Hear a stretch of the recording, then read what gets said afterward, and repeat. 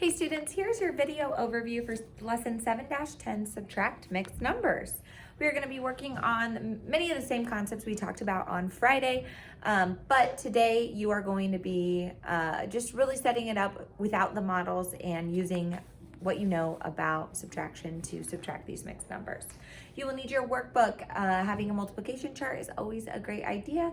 Some scratch paper. And here we go. So you can read your learning goal with me. I can subtract mixed numbers. Go ahead and open your book to page 305 and let's read through our solve and share. Evan is walking 2 1/8 miles to his aunt's house. He has already walked 3/4 of a mile. How much farther does he have to go? Solve this problem any way you choose. So here's a great model that's representing this is the total distance up here he has to walk. Here is how far he's already gone. We want to find our missing variable or unknown number right here. So go ahead and pause the video here, give it a try, and then we'll go over it. Alrighty, superstars. Let's go ahead and set up our problem. So we have 2 1/8 miles, and I need to take away 3/4 of a mile that he already walked. My total amount minus the part that he's already done. So the first thing that I have to ask myself is, really we check our denominators. Are they the same? No, they're not. So then I say, well, my smaller number denominator go into my larger one. Bada bing, bada boom, it will. And that's always good because then we already know our common denominator and have a little bit less to worry about. So we put our 8s down below. I brought my whole number over. My 3/4 of a mile didn't have a whole number, so that's just a fraction. And so now I didn't change anything from 8 to 8, so I'm not going to change anything with my numerator. I'm going to leave it alone. With this, I need to do a little bit of multiplication to make an equivalent fraction over here. So 4 times what equals 8? Well, 2. What do I do to the bottom? I do to the top. 3 times 2 is 6. Okay, and so now I'm ready to subtract, but look at that problem. Can I take 1 minus 6? No, I can't. So I've got to borrow from my 2. My 2 is going to become a 1, and I'm going to bring over a whole 1 here. What you're doing is 8 over 8, because that's my 1 whole, plus my 1/8 that I already have. You're not going to forget about it. It's still there. We're not just going to put 8 here and move on with our lives. We've got to add 1 to it. So my little shorthand way to remember this is take your denominator plus your numerator for your new numerator. So 8 plus 1 gives me 9. So now I can do 9 take away 6 is 3. My denominator is 8. That stays the same when you add and subtract. And then 1 minus nothing is still 1. So he has 1 3/8 left to go. So that's what would fill in right there.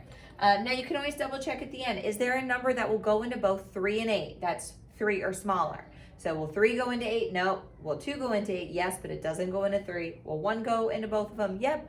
But if I divide both of these by 1, I'm still going to have 3/8. It doesn't change my answer. Okie dokie, let's take a look at our visual learning bridge and our essential question. Go ahead and flip your page over to 306.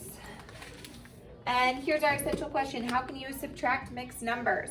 Here's the little word problem that we are going to try to solve through together. A golf ball measures about 1 2/3 inches across the center. What is the difference between the distance across the center of the hole and the golf ball? So you can use subtraction to find the difference.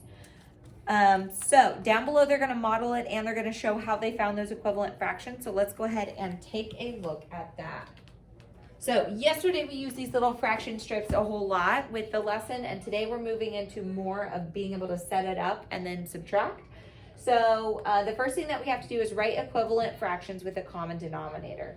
So you'll notice they set it up and down vertically. That's how I want you to set it up every single time. We've got our 4 1/4 minus 1 2/3. Well, they looked at 3 and 4 and they knew those weren't the same denominators. So then they asked, well, will 3 go into 4? Not evenly, sorry. So then they listed out the multiples, 3, 6, 9, 12, and then 4 would be 4, 8, 12, and they know 12 is the common denominator. So they had to take this times 3 over 3, just the 1/4. Remember, our whole number stays the same. You're just making an equivalent fraction here. And this is times 4 over 4. And they got 4 3/12 minus 1 8/12. What are you noticing about your numerators? Can you do 3 take away 8? No, you can't. So we are gonna have to regroup it. So we need to rename 4 and 3/12 to show more 12ths. So what I like to write out when I do this is you have your 12 over 12 that you're borrowing from that 4. That 4 becomes not a 1, this Collins. 4 becomes a 3. Look, 1, 2, 3. And then we take all those 12ths in that fourth one that was solid here, and we add that 12 over 12 to the 3/12 that we already have. And so 12 plus 3 gives us 15 over 12. Shorthand way, denominator plus numerator gives us our new numerator. So we have 3 and 15/12, take away 1 and 8/12. Now we can subtract, we're good to go. And when we do 15 take away 8, we get 7. Our denominator stays the same. 3 take away 1 is 2. And so your final answer is 2 and 7/12. When you're checking at the end to simplify, you have to see if any number, 7 or smaller, can go into both of the numbers. So 7 doesn't go into 12, and 1 and 7 are the only numbers that go into 7. 2 doesn't go into 7, 3 doesn't go into 7, 4, 5, 6. So it's simplified as far down as it can go. Okay.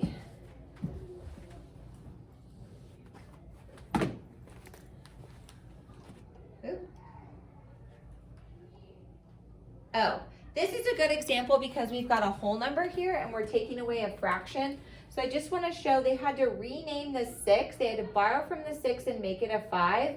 And then they just used the denominator of the other fraction to say 8 over 8.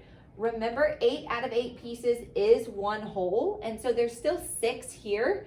But then now they could subtract, because if you have 0 out of 8 here, we can't do 0 take away 3. That's not how that works. So you have to get your 8 out of 8, so then you can subtract and get your final answer down there. So that is a good thing to take a look at the bottom of that page. Okay, now flip over to page, oh, that was on 307. Yep, sorry. That's something else on there. I don't know. Okay, we are gonna go through a couple examples. So it said in the example above, and that was our 6 minus 2 and 3/8. And if you're on page 307, then you'll know that. Why did we have to rename this 6? And we could say because there was no fraction to subtract from.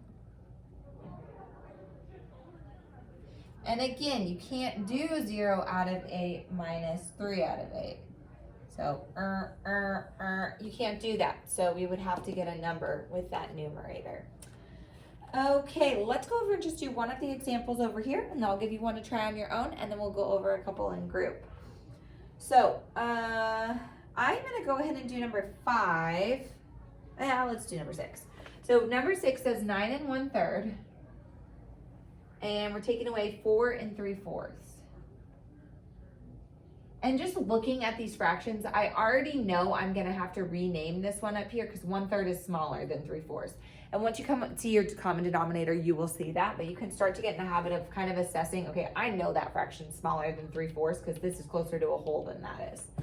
Okay, set up your equal signs, bring over your whole numbers. New fractions, we say, okay, will 3 fit in a 4? No, we just did a problem with the common denominator. But you can always list your multiples, 3, 6, 9, 12.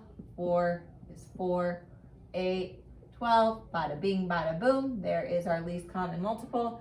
So 12 is going to be our common denominator.